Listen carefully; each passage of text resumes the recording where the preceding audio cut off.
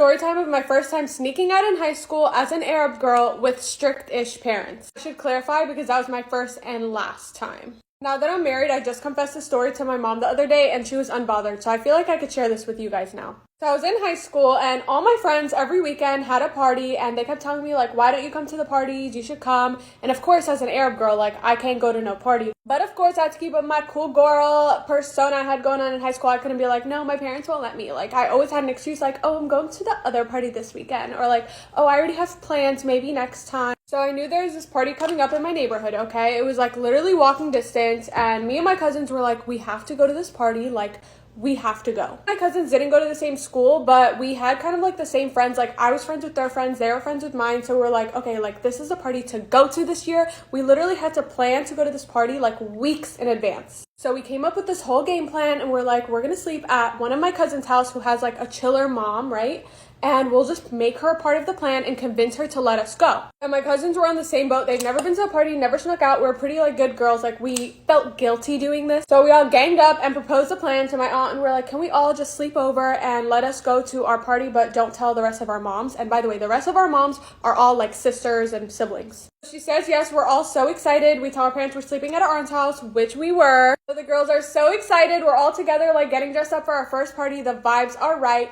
And we end up driving over to the party, which is in my community. Halfway going there, one of my cousins like felt the guilt and she was like, oh my god, no, something bad is gonna happen because like we're not telling our parents the full truth. So she had us go and take her back home. So the plan was we're just gonna go show face so people know like we're not lame and we go to parties and just leave. Like we're not gonna do anything. By the time we actually get there, like the party's been going on, okay? Like this is a high school party. So we get there, literally show face for like 5 minutes. I'm seeing my friends. I'm like, hey guys, like acting all cool. And within literally 10 minutes of us being there, the cops raided the party. Once the cops show, we freak out instantly. We're like, we literally can't get caught. Like, no, this can't be happening. So, you know, as soon as the cops show, we sprint our way out. So we're like making our way to the parked car, which is like a 5-minute walk. Of course, on our way, we're sprinting to the car. The cops freaking stop us. Like, where are y'all ladies going this late in the night? And we're like, oh, no, we're just walking. And they're like, did you drive out tonight? Were you at that party? So they ask for our IDs. We give them their IDs. They see we're 16 and they're like, you're not allowed to drive when you're 16 past 10 p.m. And then they go,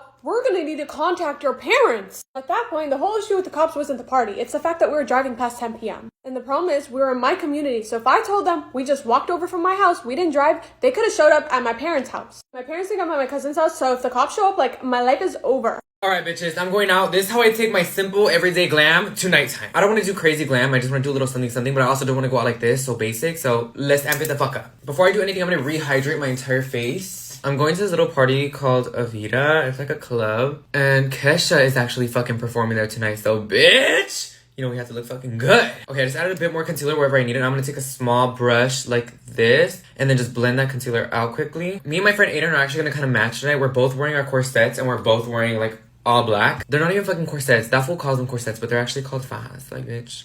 Oh my god, there's hella birds outside. This is why I would get in trouble in class all the fucking time because I get distracted so easily and the teachers would always get pissed at me because of how distracted I was and it would also always fucking distract the class. No, like actually I remember in elementary one time a teacher like had like a little meeting with me. She like made me stay in during recess and I was like, bitch, what's up? And she's like, I need to talk to you.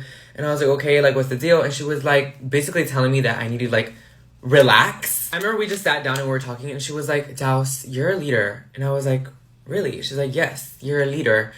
And whenever you laugh, the whole class laughs. Whatever you do, the whole class does. Because I was like always that bitch that was like hella loud, like making jokes, like doing stupid shit. I don't know, I always hated class and I hated school, so I tried to make the best out of it. She was like, everybody does what you do, so I need you to just behave so that everybody else can behave. And I was like, No, bitch, honestly, as a kid, the word behave wasn't in my fucking vocabulary. I think I'm actually dyslexic. Like, I don't know where do I go to take the test, but I'm honestly scared to fucking take whatever test they're gonna make me take. But I might be dyslexic because I can't read good and I also can't spell. And it's fucked up because I used to be able to read hella good. But like in first grade, I was like the best fucking reader in that class. Actually, I would like bully the other kids for not being able to read. And I think that's why I can't read now. No, okay, that sounds stupid. I could read. It's just I'd be mispronouncing shit sometimes. And the bitches on my Instagram always fucking bully me for misspelling shit on my story. Like, bitch, that's why I don't fucking post on my story no more. I'm just using some of this Estee Lauder bronzer and just bronzing up my face a little bit. Then I'm gonna take this Makeup by Mario plumping blush and just do a little bit. Anyways, once I get my fucking MacBook here in my new house, I'm gonna like start playing all those little like spelling video games and shit on there because I really want to get good at spelling. Like, I don't know, I just hate that I don't know how to spell. Honestly, it doesn't even bother me, but it bothers you fucking bitches, so I have to learn. I hate a fucking bitch that corrects me. Hate. The next bitch that corrects me on my Instagram story, I'm blocking them. It's like, you know what I mean, bitch. You know what I'm trying to spell, so stop. Don't even fucking try me. Don't want these brows going anywhere tonight, so they have to stay right there. Because God knows what's gonna happen tonight. We'll see, we'll see. Maybe I end up taking a couple vatos home. Who knows? Just adding a couple more freckles. Anyways, speaking of elementary school, I remember when I was younger, I used to get in trouble for going into the girls' bathroom. But I would go into the girls' bathroom because it was hella lit in there. Like, we'd always fucking take the soap out of the soap dispenser, pour that shit all over the ground, add a little bit of water, and we just slide around in there. Not on our stomachs, bitch. No, we're not fucking penguins. Like, on our legs. Out of elementary school, middle school, and high school, elementary school is my favorite. Just because I was hella fucking travesuro. Like, I would not give a fuck, bitch. I was a mess. I was crazy. I actually have an entire YouTube video of me impersonating a substitute that we had. Her name was Miss Cucaracha. That's what I named her in class. Oh my God. I totally forgot about that video. No, bitch. It's like a whole 30-minute video of just me talking shit about her. Oh my... Patrick Tall lip gloss in the shade Full Syringe. Actually, I want to wear my favorite chapstick today. Oh my God. Boom, bitch. Okay, go to part 2 to help me get dressed. Story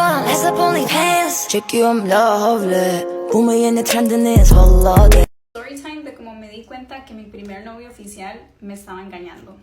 Este muchacho era el legítimo mae que todo el mundo conocía y todas las güilas querían con él.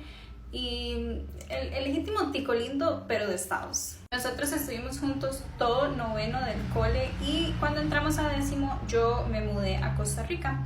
Entonces él me vino a visitar. Estuvo aproximadamente 2 semanas acá. Él se quedó con nosotros en la casa. Este mae conoció aproximadamente a toda mi familia. Paseamos con, o sea, unos tíos, unos primos. O sea, el mae conoció a todo el mundo. Pues llega el día en el que él ya se va a devolver a Estados y lo vamos a dejar, todo bien. Regreso a mi casa, abro mi computadora y el mae había dejado el Facebook abierto. Yo, como toda una pollita, estaba a punto de cerrarle el Facebook cuando se abre un chat. Ustedes saben que en Facebook, en la compu, los chats están como aquí abajo en una esquina y hacen así como pop. Se abre un chat de una mae. Yo sabía quién era ella, nunca le tuve buena espina. Yo nunca había visto a alguien hablar tan sexosamente en mi vida como ese paro. Yo primero estaba en negación porque, digamos, uno no se imagina eso, pero después me quedé pensando y yo, o sea, todo tiene sentido porque ella nunca me dio buena espina, o sea, nunca, y todo tuvo sentido. Entonces ya se pueden imaginar la llorada que yo me pegué, mi pobre querida madre. Tuvo que lidiar con eso y fueron como unas 3 horas mientras él llegaba a Estados para yo poder confrontar la situación. Apenas me llegó el mensaje de que él ya había llegado, yo le di la oportunidad de que él diera como su explicación primero. No le dije que había visto la evidencia, digamos, nada más como que dejé que él como que se sincerara conmigo. No lo hizo. Ya cuando el mae se dio cuenta que yo sabía, se empezó a disculpar demasiado. O sea, yo me acuerdo que lloraba, que me decía que era porque estuvo demasiado solo, porque yo me había venido para Costa Rica y no sé qué, no sé cuánto. Pero acá de Llenari, la muy pollita lo perdonó. Como a las 2 semanas aproximadamente de que todo había pasado, yo seguía como con una mala espina. Yo no estaba como segura del por qué lo había perdonado. Y después llegó una de mis mejores amigas en ese momento y me dijo que tenía una confesión, y la confesión era que ella y varias personas sabían de lo que estaba pasando y que no me habían dicho nada. No solo eso, sino que también, aparte de que no me habían dicho nada, no había empezado recién. Ellos tuvieron algo desde que él y yo empezamos a andar. O sea, todo nuestro noviazgo fui engañada. Fue el empujón que yo ocupaba para terminar la relación en definitiva. Ese día me quedé sin novio y sin el 90% de mis amistades. Han pasado 12 años desde que todo esto pasó. No tengo nada de comunicación con ese mae, o sea, no sé qué es de la vida de él. Y con mis amistades las sigo en redes, las apoyo porque obviamente fueron una parte muy especial de mi vida, pero no tengo esa comunicación cercana. Es que obviamente iba a ser igual. Yo jamás podría saber que a una amiga mía la están engañando y quedarme callada. Cuéntenme en los comentarios si ustedes han pasado por algo parecido. Espero que no, pero para chismear. Y déjenme saber si quieren más story times como este. Nos vemos en el próximo. Bye.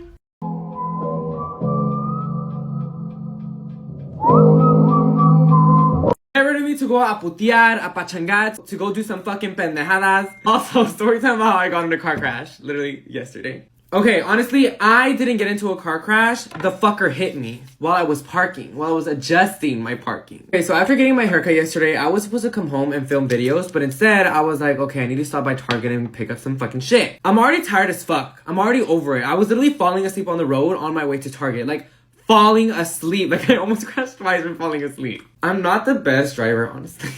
I was brushing up my brows and like, what the fuck happened? Get back in, ho. Okay, so I'm arriving to Target and there's like a little parking. The parking lot was like upstairs, so I went fucking upstairs into the parking lot. If you've ever driven with me, you know I park really fucking good. That has nothing to do with the story. I just want you bitches to know that I park good. I fucking parked, and after I parked, I noticed, oh shit, I parked like a fucking dumbass.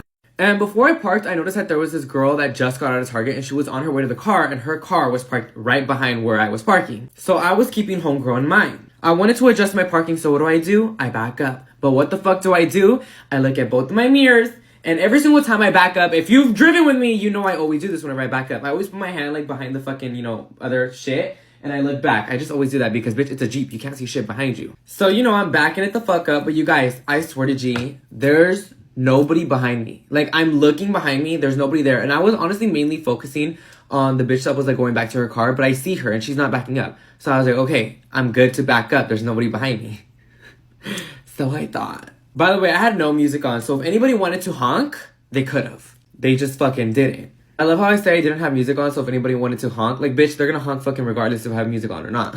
But what I'm saying is, I didn't have any music on, so I could have heard somebody honk, and nobody honked. Meaning I didn't hit anybody, bitch. They hit me. So imagine this. I'm right here, looking back. I'm backing it the fuck up. Boom. And I was like, what the fuck? So then I look at my mirror, and I don't see shit. So I'm like, what the fuck did I hit? Or who the fuck hit me? I open my window, and I look out.